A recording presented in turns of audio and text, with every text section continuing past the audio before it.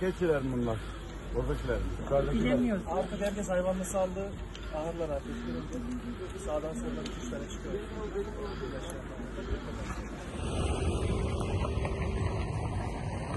Şunlar Bizim ya. neydi bunlar? Ahırlardı. Ahır. Burayı depo olarak kullanıyoruz. Bakalım. Ahırdı, şeydi, yemlikti. Şurası ayrı bir yemlikti. Şurası ahırdı. İnşallah ne gerekiyorsa devletimiz tüm imkanlarıyla sizlerin yanında vekillerimizle Sayın Cumhurbaşkanımızın talimat çerçevesinde burada olması gereken her şeyi yani ahırımızı, evimizi inşallah eskisinden daha güzel hale getirecek çalışmalar yapılacak. Size bir şey olmadı ya en büyük temennimiz, duamız o.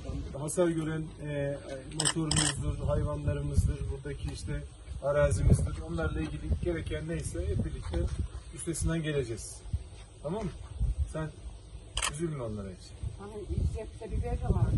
Şimdi bugün Onların hepsinin tespitlerini arkadaşlar geliyor ya. sular Senin sebzene, biberine, arazine, buğdayına ne hasar geldiyse hayvanına onların hepsini bize bildirin, oldu mu? Arkadaşlar burada zararla ilgili bütün tespitler yapılıyor. Gerek binalara ilişkin, gerek tarım arazilerine ilişkin. Hepsi yapılıyor. İnşallah bir bir daha önceki depremlerde, sellerde, heyelanlarda ne yaptıysak Manavgat'ta da aynısını yapacağız. Hiç merak etmeyin. Hızlı bir şekilde evlerimizi inşa edeceğiz. Arkadaşlar onların tespitlerini de yapıyorlar. İnşa edeceğiz.